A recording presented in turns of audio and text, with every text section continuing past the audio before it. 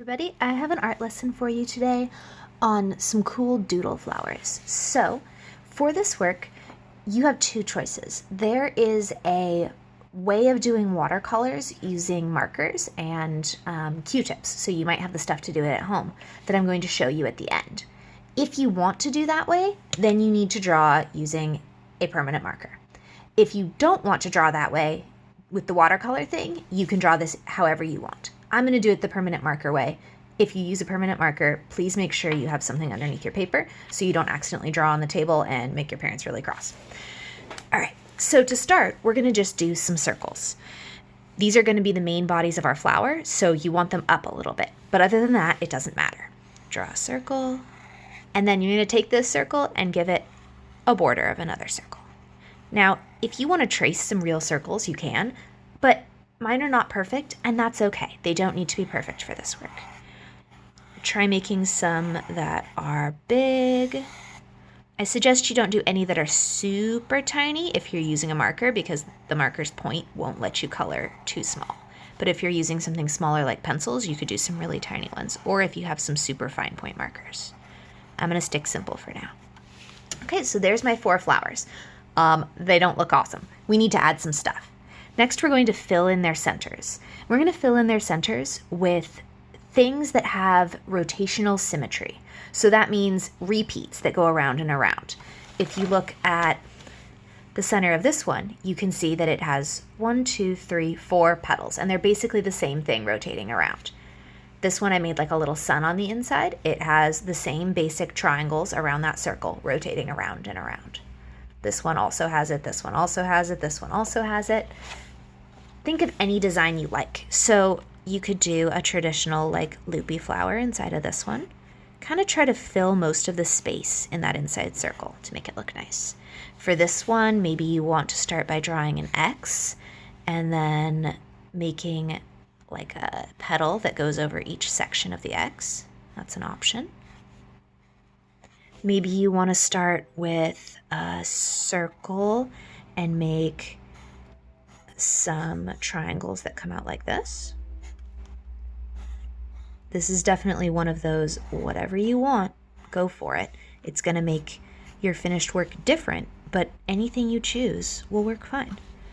If you want to try something that doesn't have symmetry in the center, you're welcome to, but I'm going to do it with symmetry for the starting part because most flowers have some symmetry.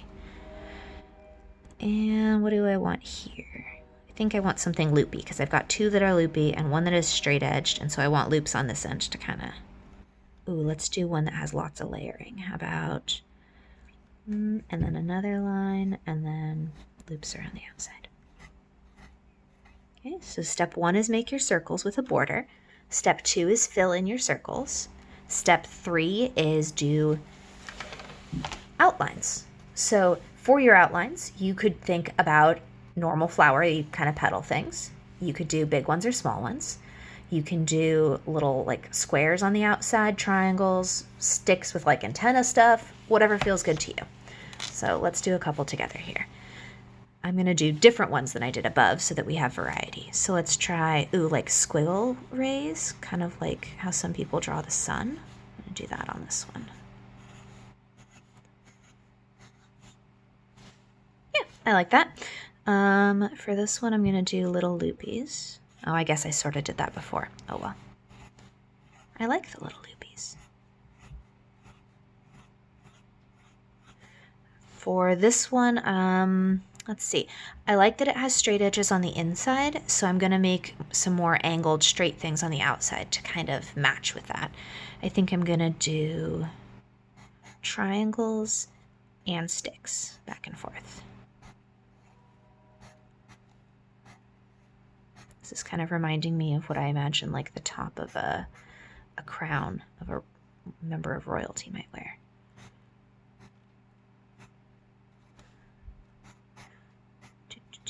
Triangles and sticks, triangles and sticks. This one takes me a minute. I'll speed it up a little. You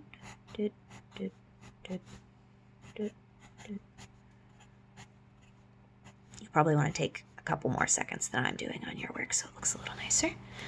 And let's see, this one's going to be in front. I drew that stick really close.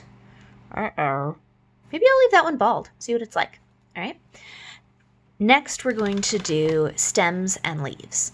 I like it when my leaves go a bit in front of the stems, so I'm going to draw my leaves first. If you like it where the stem goes in front of the leaf, like this one is, you can draw your stem first. Everything needs a space in between, so for your stem, do a double thick line like this.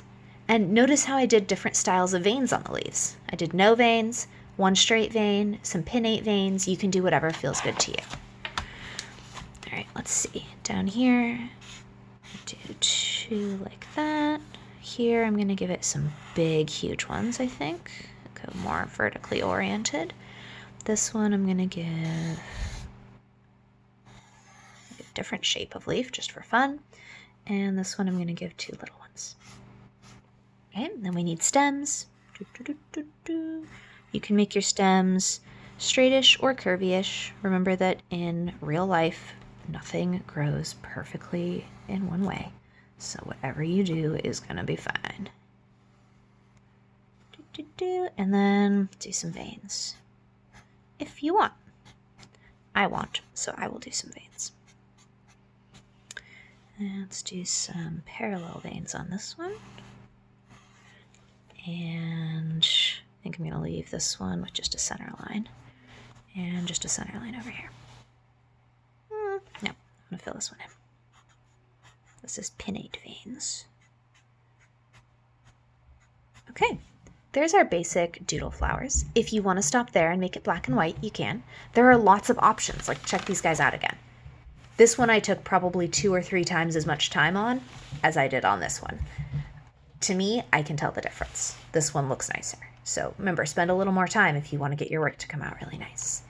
If you want to color it in normally, you're welcome to, but I'm going to show you how to do cheating at-home watercolors when you don't have watercolor paints. If you do have watercolor paints, by all means, feel free to try that, but this is also cool. So for this, you need some water. If you have a paintbrush, you can use that, but I'm going to use a Q-tip because that works too. You probably have these somewhere in like your bathroom cupboard or something, so ask a parent if you need some. And then, this is the important part, you need a washable marker. So like plain straight up Crayola markers are your best choice. If you have the big fatty ones, you can use those. I only have the little skinny ones. Make sure that this marker that you choose for this part is washable. If you're not sure, test it on a little scrap. Now, we're going to color some of this in, but we're going to do it in an intentionally scribbly way. So let's look at this example again. If you look at this leaf, these petals out here on the outside, you can see that I did straight lines in this part and squiggles in this part, and they ended up looking different and nice. I like this style. So pick a spot and do some intentionally scribbly coloring in. Definitely intentionally scribbly. Remember that your lines are going to still show up a bit, so if you want to give character or definition to your vein pattern, you can do the lines in the same way that the veins would go in order to kind of give more of the impression of that design. You can also just do it scribbly. I'm going to do this one kind of how the veins would go. That one's how the veins would go, and this one's just scribbly for fun. Okay. Then you're going to dip your Q-tip end in water. You don't want it dripping, you just want it wet. And then carefully rub it over your marker until it smears a little. Be aware that depending on how thick your paper is, your paper could get really flimsy during this prep. So try not to use too much water. Try to press down gently so you don't tear your paper. And if you have any thicker paper around your house, this would be a good time to use thicker paper. If you don't, computer paper will be okay. If I go over it more, it'll blend the colors more. This is the place, remember how I said that if you were going to do this, you needed to use a permanent marker for the black lines?